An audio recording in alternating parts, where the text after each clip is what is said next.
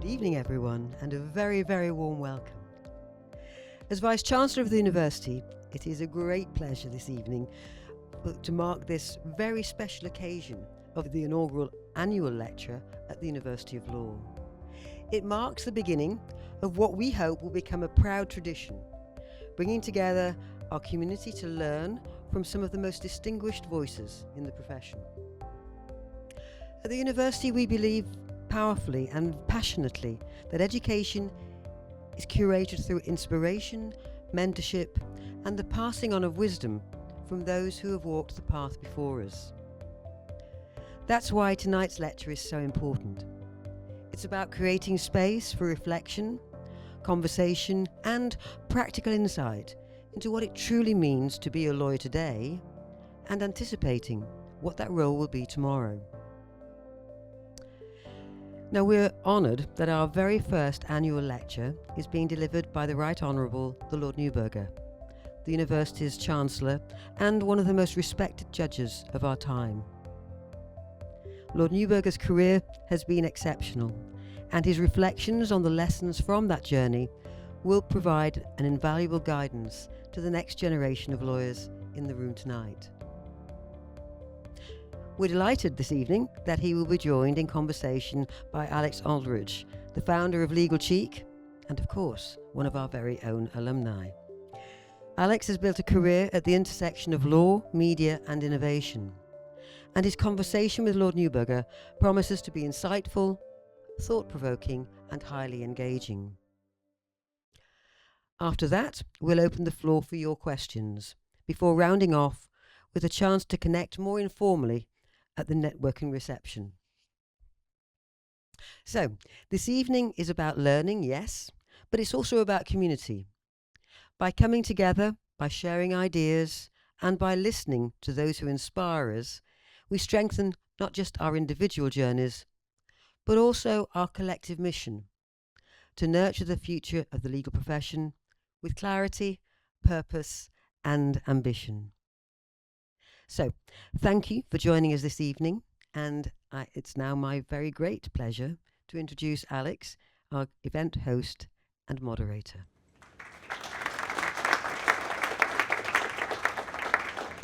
So I don't think Lord Neuberger needs very much introduction. He's one of the most high-profile heads of the Supreme Court. I think we're going to be in for a real treat tonight, hearing his reflections. I'm looking forward to asking him some questions.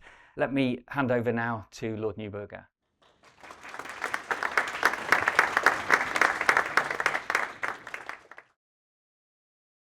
Good evening. When I started as a judge and gave some talks, the usual thing was I was asked to speak for 45 or 50 minutes.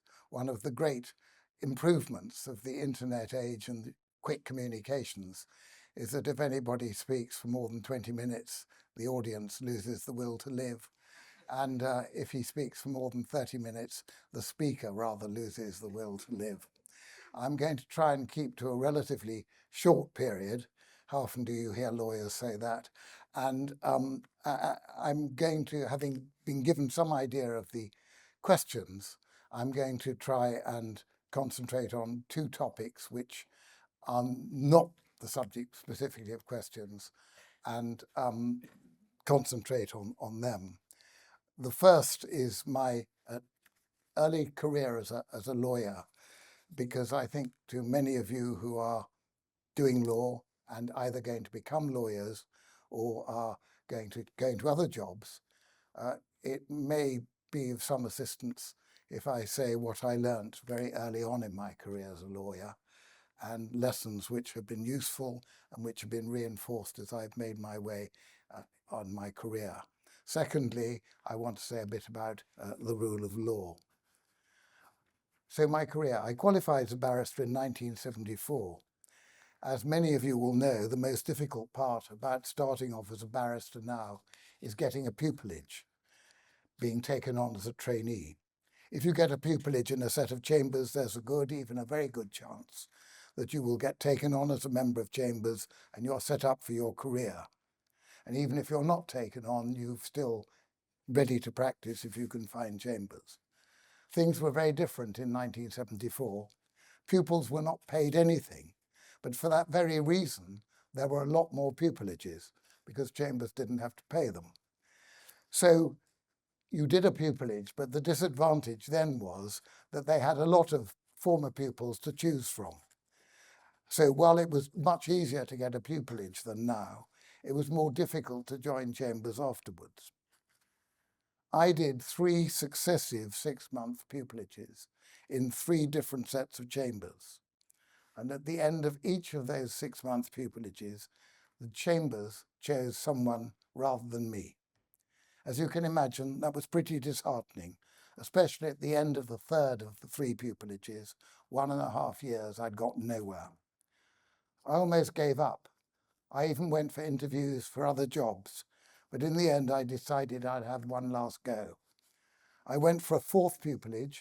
It was in a less good set of chambers, specialising in an area of law in which I'd had no interest, landlord and tenant law, but there was a prospect of being taken on, and my luck turned.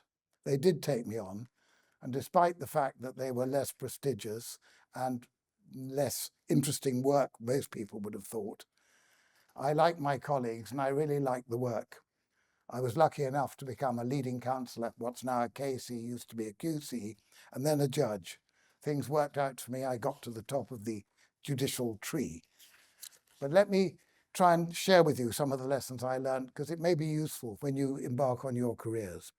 First, I learned don't give up. Nothing's guaranteed, but grit, determination, and high spirits are worth a lot. It's how you handle your setbacks that marks you out. Although dealing with success is important, dealing with failure is even more important. Of course, while you should stick at it, if you're unlucky, there can come a point where you have to accept that things are simply not going to work out the way you want it. You have to change gear, and it can be difficult to decide when that point has come. I suppose in a limited way that happened to me when I adjusted my aim for a less prestigious set of chambers. But if I hadn't got taken on the last throw of the dice, I would have made a bigger adjustment. The time would have come to move on. The second thing I learnt was that although it's not much fun at the time, adversity, setbacks, are actually good for you. They harden you, and although they are not fun, they make you appreciate your good fortune when it comes. I think I enjoyed being a barrister more than most of my colleagues who'd slipped into the role without much challenge. I also think that personal disadvantages can make you more understanding of other people's problems. That doesn't only make you a better person, but it also makes you a better lawyer and, if you want, later a better judge. Thirdly, time and again, what appear to be setbacks, even disastrous setbacks at the time, turn out to be good fortune when you look back. Given the choice, I would never have joined the less prestigious chambers I finally joined. I wouldn't have wanted to do the sort of work they did. Yet the chambers and the work there turned out to be ideal for me. I have no doubt that if I'd been taken on in the more prestigious chambers, which I hoped to be taken on at, I would not have had the lucky career which I had. Fourthly, talking of luck, as you've probably all discovered, luck plays a significant part in everyone's life. Sometimes good luck, sometimes bad luck. It's not much talked about when it comes to careers, but it's very much the case here. I can think of 10 or more lucky events throughout my career, many of which seemed unlucky at the time, which were very significant in shaping my career. The trouble is that most people who've been successful don't want to admit that their success is partly, often largely, due to good luck. And those who don't succeed feel it looks rather pathetic to complain that it was down to bad luck. Because luck is out of your hands, it may not be a helpful point to raise for you. But the role of luck is always worth bearing in mind. You've got to be ready for it. Life is not entirely fair and just. And anyway, if you know luck is always around, you're more likely to grasp it when it comes your way. Fifthly, more obviously and more talked about, while luck plays its part, hard work, intelligence, commitment, and honesty will all help to improve your luck, and so will getting on with people. But that is the sort of message that you regularly get. Sixthly, whatever your age, whatever your status, You should always be ready to learn from your own mistakes and successes, and from other people's successes and failures. When you start off in any career, you're particularly prone to make mistakes. They're part of your education. So learn from them. Don't grieve too much over them, but don't ignore them. Learn from them. And because you're human, you'll go on making mistakes. But again, you should learn from them, as you should learn from your successes. And it's also instructive to look at others. If you're a barrister, looking at your opponents in court to see what they do well and what they do badly and learn from them. If you're a solicitor negotiating a deal, looking at your partner doing the negotiating or looking at the other party doing the negotiating, seeing what they do right and what they do wrong.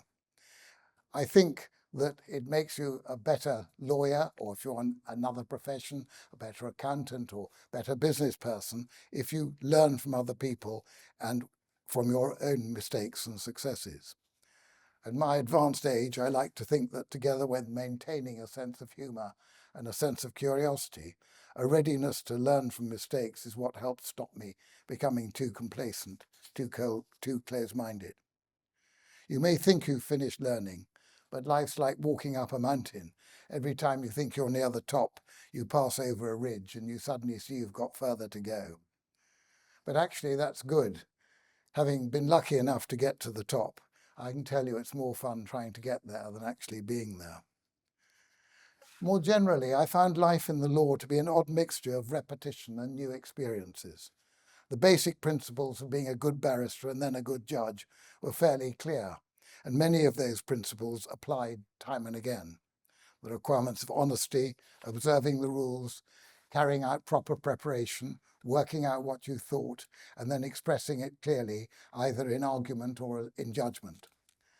And more specifically, learning to think like a lawyer and develop good legal instincts based on experience. In many cases, if you're in the litigation world, and many negotiations, if you're in the deals world, have much in common with each other. Unreliable people, masses of irrelevant documents, and arguments whose resolution is relatively easy. But on the other hand, there are so many different legal topics, so many statutes, so many reported cases, that you frequently come across new points, new cases, even new legal concepts. And witnesses and other people can vary enormously, as can other lawyers. As with any job, I suspect one of the most important qualities to possess as a practicing lawyer is resilience, or if you prefer, high spirits. You go through difficult times with boring cases, cases which go wrong, sometimes because you made a mistake, difficult clients, unreasonable judges, too much work, not enough work. You must just grit your teeth and carry on doing your best in those circumstances. But at least for me, and I think for most lawyers, the good times heavily outweigh the difficult times. The law reflects life, and lawyers are humans. Well, most of them are anyway. So it's a great career, the law. There are lots of other good careers out there. And whatever you embark on, I wish you all the best of luck. Of course, the law is unusual as a career because we are all, or should be, subject to the rule of law. And that's my second topic this evening. I suggest it's got two different meanings. The first and more basic meaning simply involves the society being run and being seen to be run according to laws. This is in contrast with societies which are anarchic or run by arbitrary decisions or the whims of dictators. I think this basic concept has certain requirements. You've got the rule of law, you've got to have laws, but they must be accessible and comprehensible. And the laws should be obeyed by everybody, including governments, ministers, civil servants, local authorities, and the like. And the laws must be enforceable by those who have rights and effectively enforced against those with obligations.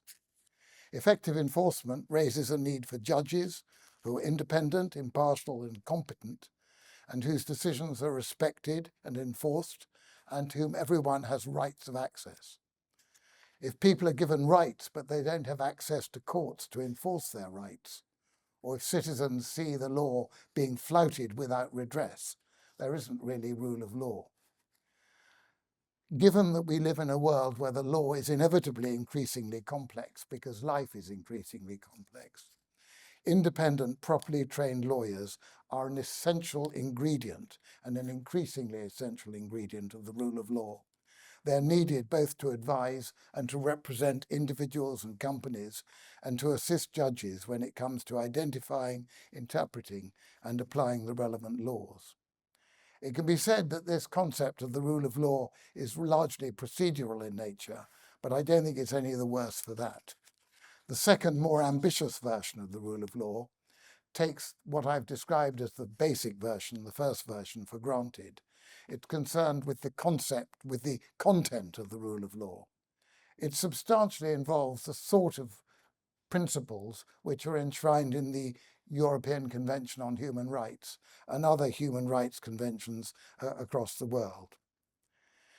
As a senior judge in the first 2 decades of this century, I had to talk publicly about the importance of the rule of law, threats to the rule of law, and more particularly how the rule of law worked and didn't work in this country. Apart from expressing concerns about the inadequate level of legal aid to enable poorer people to get legal advice and legal representation, and the inadequate level of funding for the courts, I didn't spend much time talking about the basic rule of law in this country. It didn't seem to need much support. Where the government fell short, it was not because ministers did not believe in the rule of law, it was because of lack of funds and commitment. I think things have changed a bit for the worse since I retired from being a judge, and I don't think it was my retirement that caused it. We have not seen anything cataclysmic in the past 8 or 9 years, but there have been straws in the wind. The low standards of integrity of the Johnson government were reflected by various attempts to enact legislation which flagrantly breached our international obligations, ministerial, even prime ministerial breaches of COVID legislation, confusion and ignorance as to what were laws and what was guidance in relation to COVID, an attempt to prorogue Parliament illegally, threats to abolish the Supreme Court, and final straw lying to the House of Commons. But I think we've weathered the storm pretty well. Johnson was brought to book. The immediate result of his disappearance was not edifying, but the ship of state moved down, and under the present Prime Minister, while things are far from perfect, they are better than they were. In the judicial world, attacks on judges are still rare. In 2017, when many of you were still at school, there was an infamous headline, "Enemies of the People," about the senior judges in a 2017 Daily Mail headline. But the shock was in a way gratifying when it was produced because it was so untypical of the press generally. Judges do get attacked, particularly on asylum cases and a few sentencing cases. But the judges are, on the whole, left alone. We do need to address the increasingly disastrous way we deal with crime. Politicians pass legislation creating more and more offences, encouraging longer and longer sentences when we have an overstretched police force, insufficient criminal courts, and prisons which are too few, too dilapidated, and too undermanned. The present government has asked for 2 reports, which, unlike the many inquiries, which are eating up money which some might think would be better spent on the justice system, the 2 reports deliberated privately and reported quickly on sentencing and reducing prison population, and jury trials and reducing length of trials. If we have worries in this country, they are nothing compared with what is going on across the Atlantic. You don't need me to tell you what's been unfolding in the USA in the past 9 months.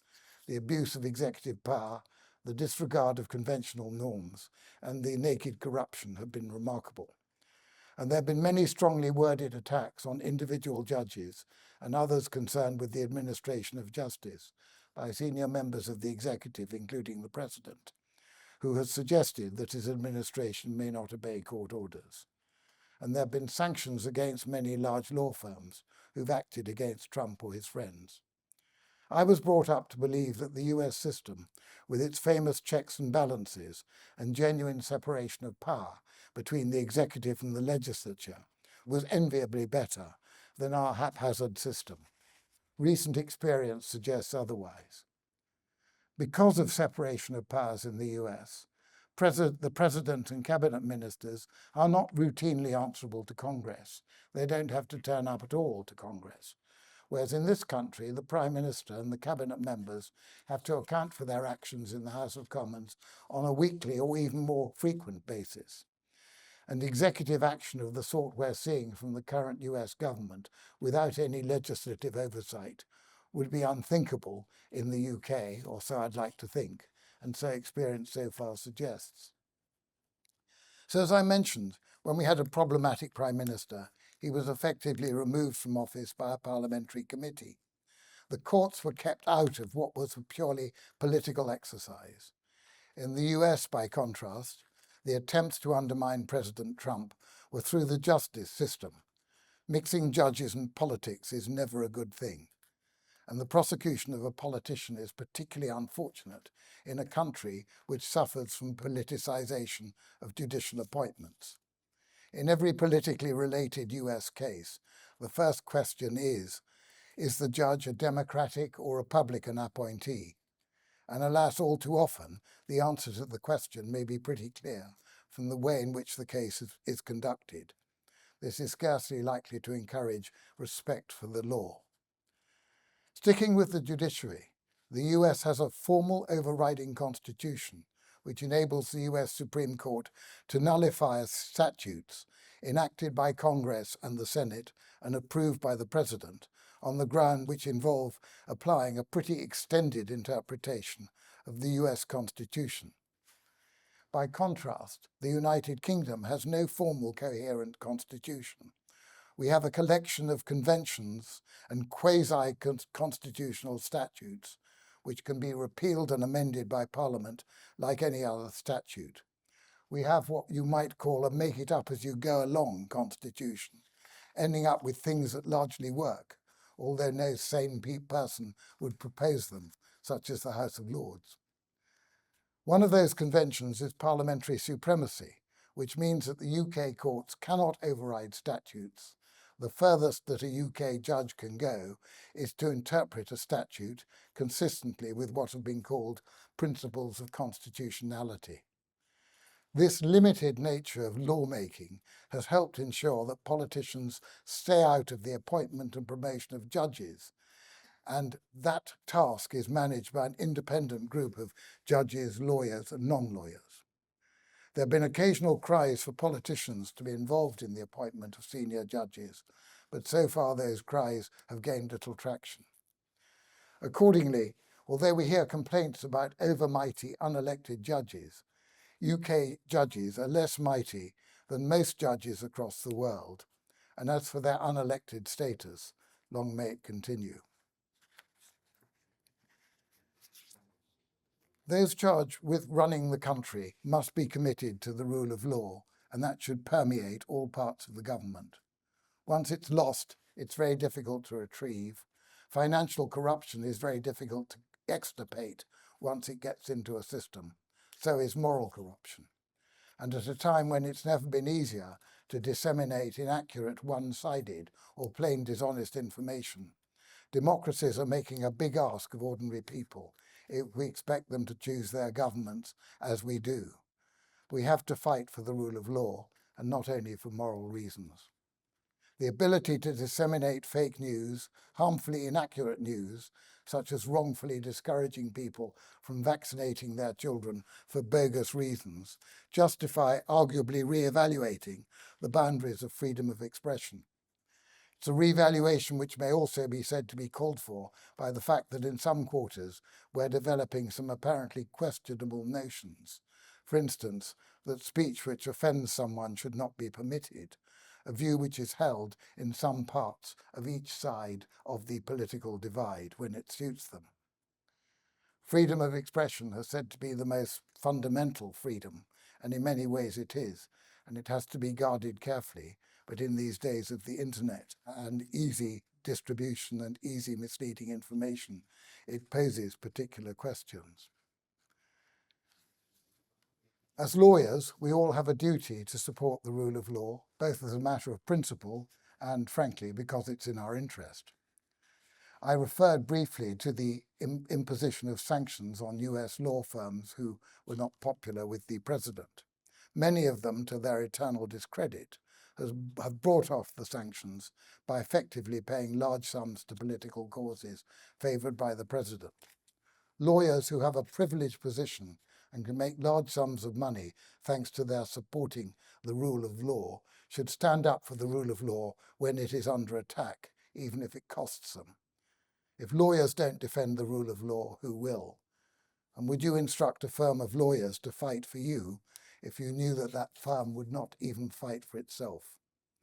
And I hope that bright young lawyers such as yourselves, if you're going into law, will delete those firms from your list of potential employers.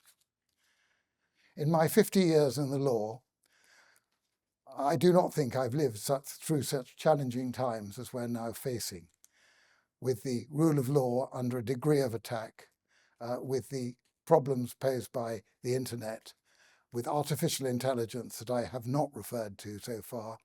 Never has the Chinese expression, "May you live in interesting times," seemed more apt.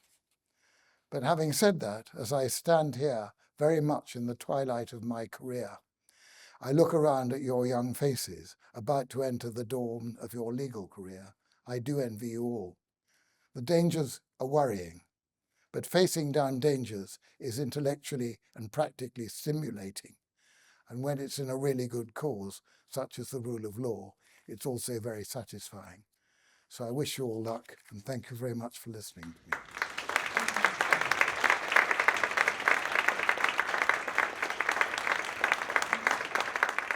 Well, thank you very much, Lord Neuberger, for a really interesting talk there. I think in asking you some questions now, I think we've kind of got two distinct bits from the talk. We've got very much the kind of your experience, your career's advice, career journey, and then we've got some of these topical issues which you gave some quite forthright opinions on, which it would also be interesting to explore. But let's start at the beginning, and I was struck by what you were saying about failure. I think it's really interesting when you have a very high profile person, and I remember when I was a student, and you'd look at that person, you'd think they must have just always been the top, always there. But actually, hearing about how you'd kind of been rejected from quite a few chambers, had to go with the chambers that wasn't your first choice by any means. It was really interesting. Do you back then? Do you remember kind of how you felt? You said it was kind of like the last chance, and if you hadn't have got it, you'd have just gone and done something different. Do you kind of remember that, how that felt? Because probably quite a few students here today are possibly around that point, I'd imagine. I was, it felt a number of ways. I mean, first of all, I was going out with the woman who became my wife, and was wondering, if she'd stick with me, because I didn't feel I could really marry her till I'd landed chambers. So there was a personal aspect to it too. If you'd told me that I was going to become a senior judge, let alone the most senior judge, I'd have just thought you were making a cruel joke. I thought that if I could get a workmanlike practice as a barrister, an ordinary practice, nothing very sort of special, that would be amazing, and that would be enough. And I thought my prospects of doing that were less than 50%. So it was quite a salutary experience. And there's still a bit, it sounds a bit like an Oscar winner, but there's still a bit of me that feels I don't quite believe I've got where I've got to, because that seemed the more sort of normal thing to be. But anyway. Just going back to the talk, there was you mentioned these 10 or more lucky events that you'd had in your career, and I thought, could you give us an example of one of them? Okay. Rather late on, when I was in the Court of Appeal, I was told I was going to try a case involving some suspected terrorists who wanted to stay in this country. and it was an appeal. And there was masses of material, and it was going to take 2 or 3 weeks. And it looked very boring. And there was also the problem of all of it being secret, because some of the evidence was Secret Service material. And I tried to get out of it and said, look, it's not my area and it looks very boring. But I was told I had to do it. And it raised a question of whether evidence obtained by torture from a witness could be used against that witness. And my 2 colleagues in the Court of Appeal wrote judgments saying that that evidence could be used against the witness. And I wrote a dissenting judgment saying it couldn't. And the case went to the House of Lords, what's now the Supreme Court. And they all said that I'd got it right. And this was very much not my area of law. I was more of a technical company property lawyer. And within a short period, I was quickly promoted to the House of Lords, to the Supreme Court. And I know from what I'm told afterwards that they were impressed with the fact that this judge, who didn't really know much about this area, had got it right when his 2 colleagues who did had got it wrong. And this was a case I tried to avoid trying. So, that was an example of luck, and of what appeared to be bad luck. I was landed with this 3-week boring case being actually good luck. Yeah, that seems to be quite a theme, this idea of what appears to be bad luck. Maybe it means I'm a bad judge. I don't know what's good luck and what's bad luck.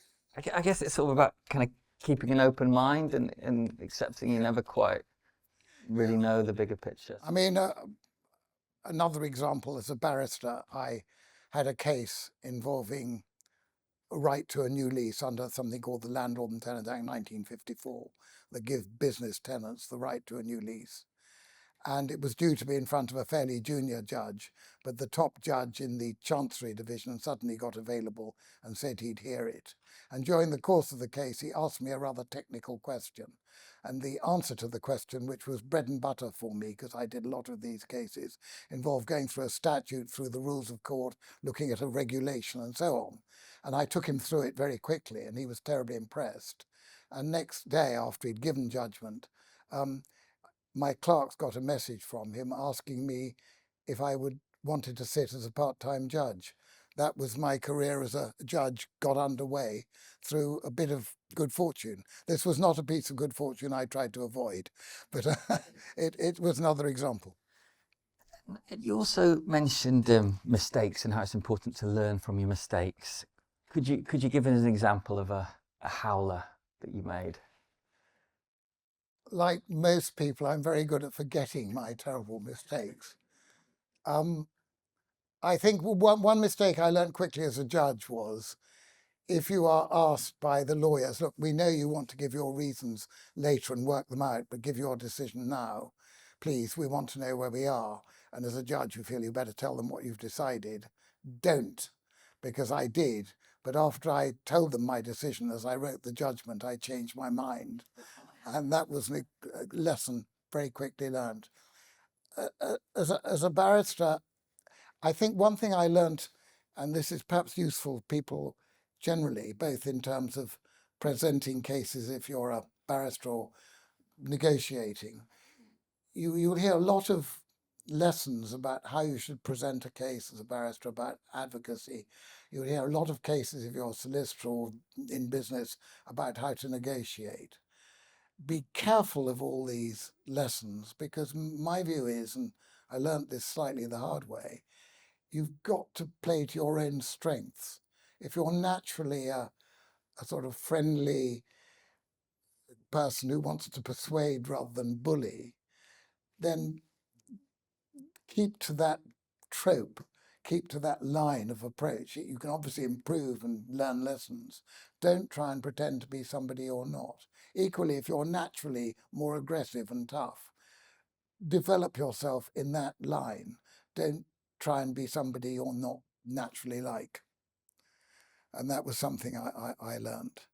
The other thing I learned, I'm afraid, was that however much you think of the law being pure and so on, when it comes to arguing a case in front of a judge, And similarly, when you're negotiating with somebody or trying to persuade somebody, think yourself into them, into their position.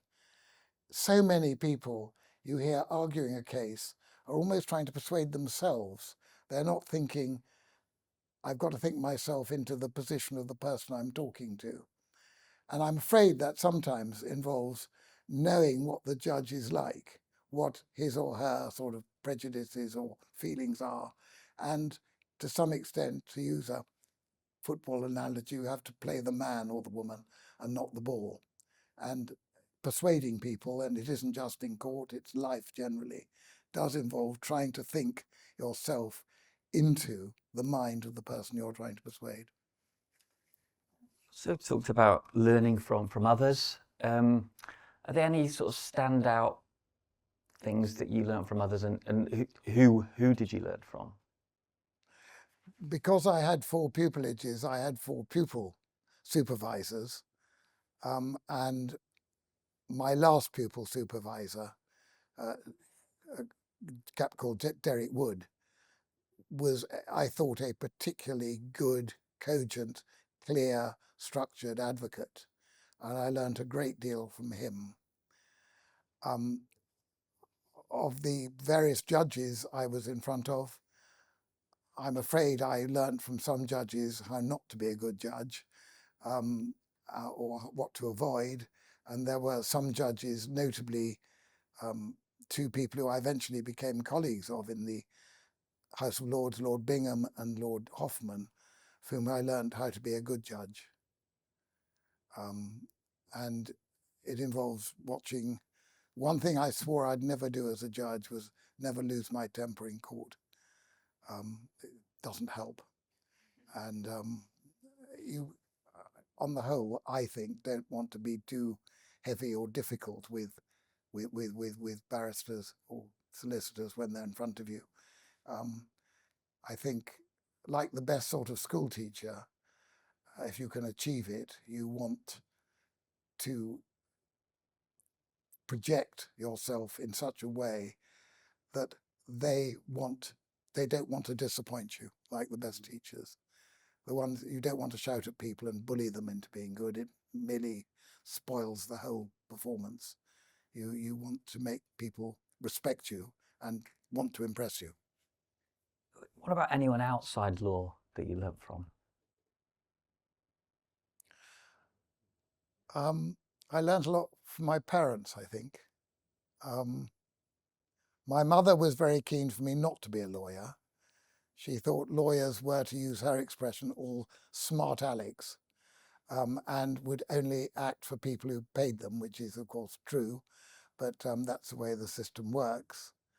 And one reason I think I didn't study law at university was because it just never occurred to me to do so, because she'd influenced me subconsciously. I mean, I wasn't consciously ruling out law, I just never thought of it because I knew what she thought.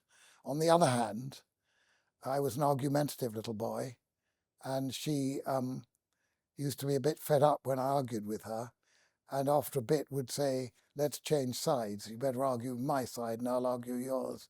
So although she disapproved of lawyers, she rather trained me to be one. You ended up doing a chemistry degree at undergraduate level then. I did. And then worked in the city, Right. And then moved into law. I mean, it's quite a pivot through quite different types of sort of vocations/careers before you found where you wanted to be. It's true. I mean, I talked about the challenges I had. To be frank, my parents weren't rich, but I went to private school. I went through university. I got a job in a bank. It was easier to get jobs in those days. I told you about the hard times I had about being challenged, finding chambers and having been rejected. But I was otherwise quite lucky in my upbringing. I was a scientist at university because my father had been a scientist, and I quite liked science. But I realized when I did a year's research that I was not particularly good at it and others were better. I thought of doing law, but in the end it went into banking because I didn't want to do more exams. But after 2 years of banking, I realized, well, to be frank, if I was a bad scientist, I was the worst banker. So I looked around and a friend of mine I just happened to meet, who was a barrister, described what he was doing. And I just had this moment of thinking, that's what I want to do. So my last year in the bank, I did my law exams in the evening and did my law exams quite quickly and then hit the buffers a bit with pupillage. Another thing I was struck by in your talk was where you said how it was more fun trying to get to the top than actually being there. I mean, so what was it like at the top as a starting point to that? What? I don't want to give the impression I didn't enjoy it, but there's a slight thrill in doing a job well and getting promoted and so on. And when you get to the top, there's a slight feeling of, is that it? And when you get the top job, it's I suppose it's the grass being greener on the other side of the fence sort of thing, that you see the job and you think, gosh, it'd be wonderful to do it. And it looks wonderful from the outside. And when you do it, I did enjoy it and it was a great privilege, but you also see the downside and you slightly feel there's nowhere to go after this other than down. I mean, I've been very lucky in my post-judicial career, but if I could have stayed on being a judge, I would have liked to have done so. But a lot of the thrill sounds like being in the journey to get there. So from any memorable moments there as you sort of went from barrister to up and coming judge and rising up through the ranks? It's an interesting question. I mean, memorable moments in one sense, lots of moments I remember, but many of them are extremely boring to most people, so I wouldn't want to talk about them. I suppose, I mean, there is this, if you're ambitious, which obviously I was, one of the bad things is, in a way, other people's success, because you want it to be you. But that's something that I shouldn't really talk about because it's not very attractive. But I think that you want to get, as I say, the journey itself is more fun and more challenging. Arriving is good. I think part of the problem is you think when you get to the top that you are going to be able to achieve more than you actually can achieve. And when you look back, I mean, I wasn't very ambitious in what I wanted to achieve. I thought the Supreme Court, when I became president, was quite well run. The judges weren't getting on with each other as well as maybe they should have done, and that's one of the reasons I think I got selected, because I'm quite good with people. And I probably encouraged, one thing I did was to introduce lunches for them all to have lunch together rather than sitting in their room, which sounds like a very small thing, but it made it a better place to work. I think the other thing you probably want to encourage, and the present president, Lord Reid, is doing it too, is to encourage the idea of joint judgments. Originally, it was unheard of for judges to write judgments together. Either a judge wrote a judgment or he wrote a simple thing saying he agreed with another judge.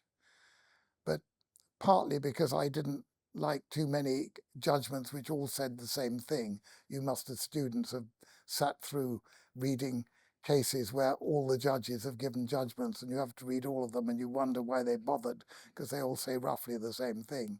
It's partly because they all want to do something.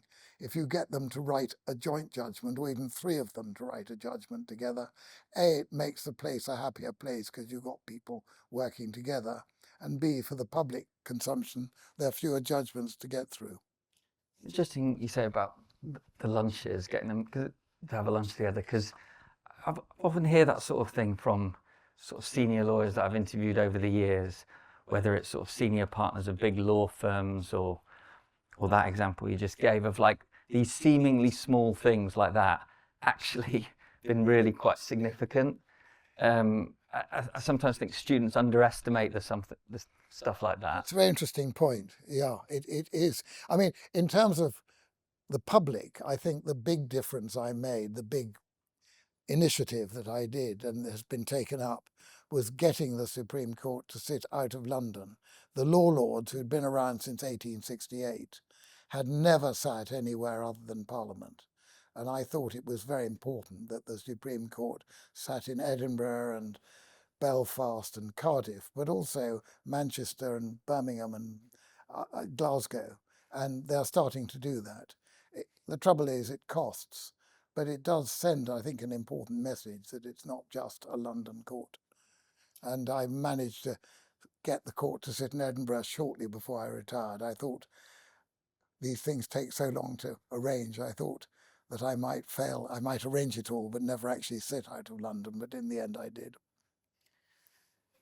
The final bit I wanted to pick up from your talk was where you sort of said another word for resilience was high spirits, and I thought that was an interesting way to look at it.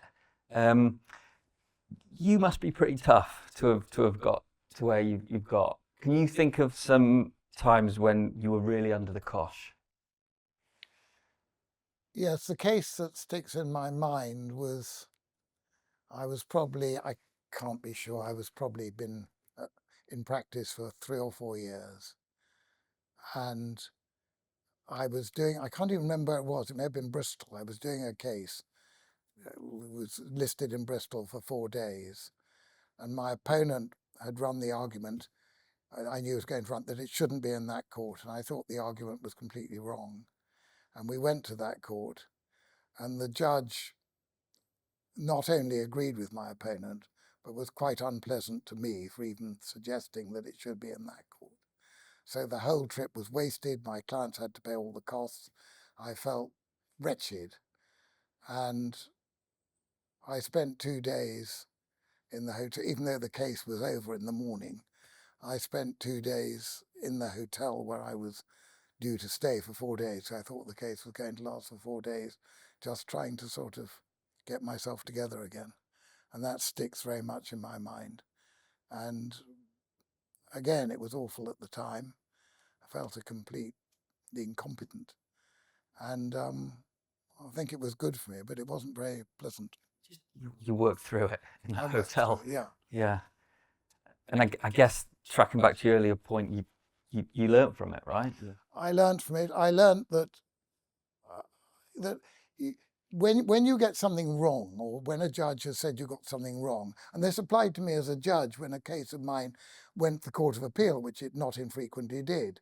If you get reversed as a judge, so the Court of Appeal says you got it wrong, or if a judge, when you're a lawyer, says you've got the argument wrong, I don't know which is worse. Whether it's worse to feel, yeah, they're right, I made a mess of this, I got it wrong, or whether it's worse to feel, no, I was right, they've got it wrong. And you have both feelings. Well, not in the same case, but I've experienced both. I guess sort of getting it wrong in a big way as well is kind of useful because it takes the fear away of like, what's the really big mistake? Well, I've sort of done it already, and the world still turns. The world still turns, but it is, I mean, in that case, I think the judge was right and my opponent was right. I just got it wrong. And you do have a serious attack of lack of confidence. And am I in the right job and should I be doing this? And I did have that then. And there were other occasions when I had it on a lesser scale, but that was the one that really sticks in my mind. Just want to move on now to ask some topical questions about some of the other issues that Lord Neuberger talked about in his speech. And the first one I wanted to ask about was AI. And this, we've actually got a pre-submitted question from Baha about this, and I'm going to just read it. So, how do you see the future of our legal system panning out in line with the AI revolution? This is, of course, an enormous topic, and one of the problems is that experts in AI have different predictions. Where we are now and where we are in the foreseeable future is that AI will clearly be a very important tool, and already is an important tool. And the real question is, or the real issue is, how it's used. And that involves, I think,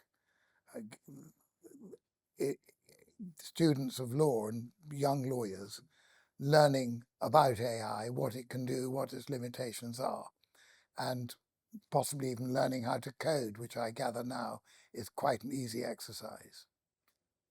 I was recently attending a conference at the Royal Society about AI. I think that predictions that it will take over lawyers' jobs may turn out to be right, but by the sound of it, if that does turn out to be right and will generally take over all your jobs, it's not going to happen in any of your lifetimes. Artificial general intelligence, such as it's like human intelligence, but supercharged more so, is a long way away. So the question is how you work with artificial intelligence. And we're already seeing people used to working it in terms of using it as a search engine for finding relevant documents by using words, looking for authorities. It's being used also to prepare opinions and prepare submissions. And that's where I think you've got to be very careful. It's clear that at the moment, that you can use AI to produce opinions and submissions, and it will think of things and points that you may not have thought of. So that is useful. But it's also clear that it can go AWOL, and that it can, I think the polite word is hallucinate. So it will actually invent cases, not just get things wrong. It'll make things up. So any sane lawyer faced with AI will use it because it will help and come up with some ideas, but won't let a single word that it has written go out without checking it. And I think on that basis, that's the sort of general advice I'd give about AI. If it's going to take over your jobs one day, there's nothing you can do about it. But I think the important thing is to keep up with its use, with its abilities, and use it, but use it very carefully. It's interesting, incidentally, how the judges in this country 10 years ago or 8 years ago were saying lawyers should not use AI in preparing their submissions, and now saying lawyers can use AI, but have to be very careful about using it. And that's undoubtedly, in my view, the right approach. Yeah, it's an interesting shift. I also wanted to ask you a bit. You touched on in your talk about the Brexit case, and you obviously at the heart of that, and a very interesting time. And the question we've had from Cheryl is tell us about the specific challenges of the Gina Miller Brexit case and how it felt seeing the media onslaught afterwards. You touched a bit on that, the enemies of the people headline, but I mean, just going back to that it was a pretty crazy time. It was a remarkably crazy time. It was very hysterical. You probably know the basic issue. We'd voted by a narrow margin in the country to leave the EU. In order to leave the EU, the government had to serve a formal notice under Article 50 of the Lisbon Treaty. The government intended to serve a notice, and this redoubtable Mrs. Miller took the line that they couldn't do this without formal parliamentary statute. And the argument was quite an interesting one, because on the face of it, if the government wants to make a treaty, start war, break a treaty, anything like that, that is the executive function, because it's doing something out of the country. That's part of the government, the executive, the Prime Minister, the Foreign Secretary. So the government was saying we don't need to go to Parliament. But the argument Mrs. Miller was putting forward is you do need to go to Parliament, because while the government can do anything it likes, as it were, outside the country, the effect of pulling out of the EU will change English law, Scottish law, Welsh law, Northern Irish law. It'll change our national law, because certain laws will no longer be part of our law, and only Parliament can change the law or authorise a change of law. Therefore, exceptionally, if you want to pull out of the EU, you've got to get formal parliamentary authority. That was the issue. And we decided 8-3 in the Supreme Court that Mrs. Miller's argument was right. It was seen by the press as a fight between pro-Brexit and anti-Brexit, on the basis that the people who were in favour of Brexit thought the government should be able to do it without going to Parliament, whereas the people who were in favour of staying in the EU thought that the government needed, or wanted to argue the government needed the approval of Parliament. I thought both sides were mad, because my own view was that it was the other way round. If the government did what the Brexiteers wanted and served notice without getting parliamentary authority, there was always a risk that if Brexit was proving a disaster, Parliament could step in and say, this is nothing to do with us, the government have cocked it up. Whereas if they'd got parliamentary approval, Parliament was in on the act too. And I also thought that, although I was quiet about this at the time, but although I was strongly against Brexit, I thought it was inevitable that Parliament would support the government in serving notice, because it was a done deal, unfortunately, once the referendum was decided. And that indeed proved to be the case. So the Brexit newspapers, pro-Brexit, rightly, I think, I don't know what all my colleagues thought, but I think rightly thought that probably we were all against Brexit. And so they were against us on that. And what made it personally a bit unfortunate was that my wife at that time was a bit of a tweeter and had tweeted some fairly anti-Brexit stuff. And one of the newspapers picked it up and said, therefore I shouldn't be on the case. And that was a bit of a face-up. And I decided that the sensible thing to do was for the courts to write, or me to write to all the parties in the case, the government, Mrs. Miller, the people who supported Mrs. Miller and the people who supported the government in the case, saying, I'm proposing that all members of the court sit on this case. Does anyone object? And I took a calculated risk that they were all responsible lawyers. They wouldn't want to alienate the court. So they'd all say, no, of course we have no objection. Unfortunately, that's what happened. So when the case opened, I was able to say, we've just asked the parties whether anyone objects to any of us sitting, and nobody does. So that, fortunately for me, put an end to that. But my wife was very upset that she had put me in a difficult position, and I was very upset that I'd put her in a difficult position. But in the end, it quietened down. But that was a personal side of it. On the more broad side of it, it was a case which had far more interest publicly than any other case we had. It was covered by the newspapers. We got 3 courts in the Supreme Court building. Normally, of course, we only sit in one, but the other 2 were filled with members of the public who wanted it to be screened in those other 2 courts. We had to make arrangements for the press. I found it largely because we had excellent staff, and also because it's one of the advantages of being a judge compared with being a politician. Your role as a judge can be simply described. It's to decide a case according to the law and decide the case fairly. And that's really the job description. It's very difficult sometimes to reach the right answer and work out how to get there, but the job description is easy. So when it came to arranging things for the hearing, it was just a question of what's the fairest and best and the most efficient way of doing it. And I didn't find any of that too difficult, partly because we had very good staff in the Supreme Court. It's a nice point to end on. Let's have a round of applause for Lord Neuberger.